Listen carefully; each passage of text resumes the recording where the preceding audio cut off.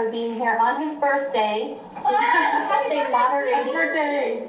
And thank you all for joining us and listening in. That concludes our forum. So good night and God bless. Thank you very much. Have a good evening. Wow, Paul.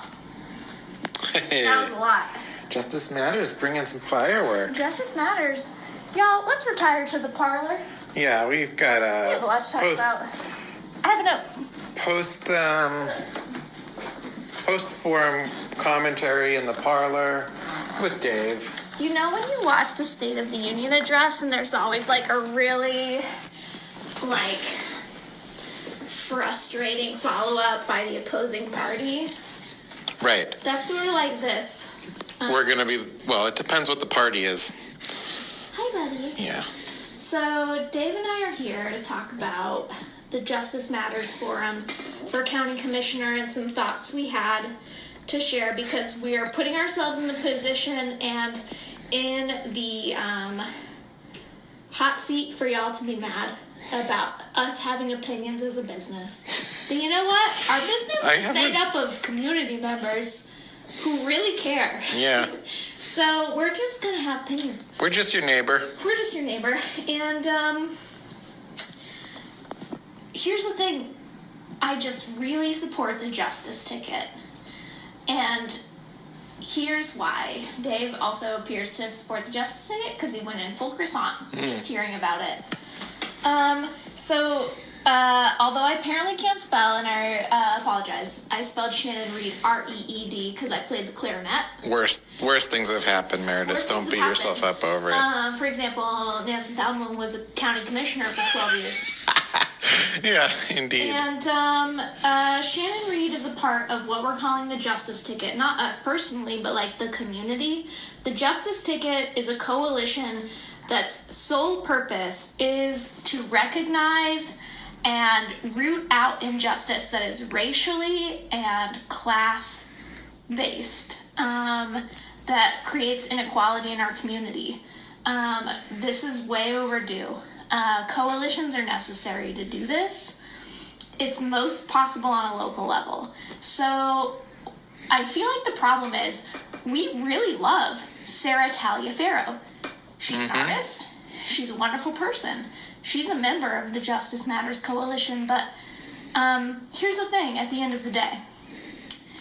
Sarah, and I think she would understand this, is aware of the movement as an older white woman who is cisgendered, straight, and has raised a family in relative security in Lawrence, Kansas. We already have representation for that point of view all over our city's major offices. We have it on our board already with Patrick Kelly, who is a white cisgendered male with a stable life, who represents people who already have connections to authority in the community. So while we love Sarah, the fact that 25 years of experience, having the mayor pull them out into committees and things, that's good, but 25 years of that didn't solve the problem. Meanwhile, Shannon Reed represents more complicated intersectional identities that I don't see very frequently, who the mayor just calls up on and says, hey, be on a committee for me. So I think we need someone like Shannon Reed, whose community intersections are a little more complicated than I see Shannon Reed when I show up at a BLM rally, or I know that Shannon Reed's involved in talking with indigenous populations about the things they need to have brought up.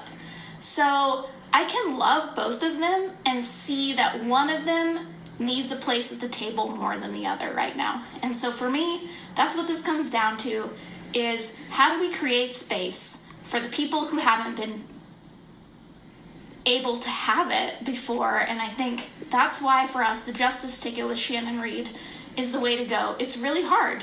I'd like to see every capable person there, but unfortunately, we have these very limited roles at the top, and I think Shannon Reed will listen to someone like Sarah Taliaferro. Shannon Reed will listen to people who are... Shannon Reed can text someone who's in BLM. That is helpful. So, it's really hard. But it's actually kind of not. It's kind of not. We just have to make up our minds that it's not about individuals right now.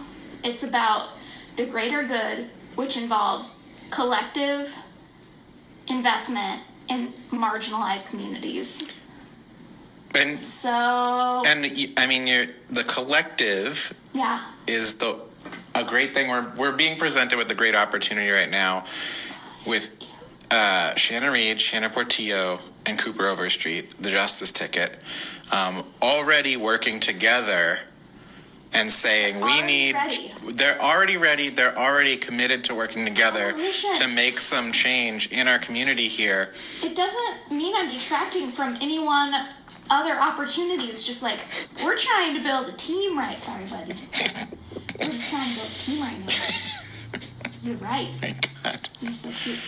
He loves this is a real, we lucked out to get a cat that loves paper so much in our stationery store. You know, it's challenging. There's a lot of feelings involved, and I think feelings are helpful in getting you to do the work, but then, like, when it comes to the end of the day, I really feel like Shannon Reed is going to be a really good advocate for people who we haven't seen advocated for before on county commission. And Patrick Kelly is already a person on the county commission who is locked into existing systems of power. He's the person who already knows the city manager. He already knows all the people in power. He's been in office for 2 years. 2 years. So he knows what he's doing. We have someone on the inside already with the mayor's office, etc. Meanwhile, we'll watch the District 3 race later, and that would be our pick for that race. Shannon's in the chat right now. Shannon Portillo. Hope it went well for you, Shannon, tonight. Portillo, we can't wait we'll stream that one tomorrow. No, tomorrow's a different forum, but we'll get it going later in the week. So Shannon Portillo, I mean, it's the fact that we're divided into 3 districts has probably a lot of other things to unpack, but Shannon Portillo represents both the university, which I think is a really important part of our county. The university is a huge jobs provider and economics driver of our community. Shannon's involved with it. She's involved on the state level, but she's also a person who's, like, invested her whole career in understanding justice and how it's enacted. So Shannon has all those, like, sort of, like, she's got those nerd credentials to show up and say, like, this is how the stats prove this out, which is exciting. So if we had a county commission that was Patrick Kelly, who's related and already tied into all the existing power structures and can help grease the wheels, and then we have Shannon Reed, who's really tied into movements on the ground and is an empathetic advocate who can speak to people who have been marginalized before, and she's bringing that to the table. And then Shannon Portillo, who's a very, like, hardcore, like, structural, academic, rigorous, like, student of justice and the law. And we put those 3 people together. Boom. Our county commission's on fire. And you know we're going to be emailing Patrick Kelly this week to be like, hey, how about you vote down that jail now? You should. Did I just snap? You might have. I don't know. If anybody thinks I just snapped, I just want you to know I've never previously snapped in my life. You can't snap? I can't snap. Try it again. I thought I couldn't. I was just on fire at the moment. No. No. That's pretty weak. I think the previous one was almost a snap. But anyway, I just feel like those 3 together, they represent 3 types of approaches to social justice work that are all essential and need to work together to actually create structural change, which is what we're trying to do, because we can't just keep Groundhog Daying this scenario. It's true. Where white supremacy and, like, entitled classes just keep playing out the narrative until people get too mad about it, and then we hit reset. We can't keep doing it. It's very exhausting. Dave? That was my thoughts. So, did I cover it? Yeah, Shannon Reed for District 2. And I just want people to know, it's not hard feeling. It's not like we prefer, personally, Shannon over Sarah. We think they're both great people, and we happen to know that everyone would advocate for Sarah to be on the CJCC and provide that insight, especially like homelessness is a big issue and housing is important. They're two great candidates. Commissioner is a whole other race, and we just want to try to stack the deck of county commissioner, which is only 3 people.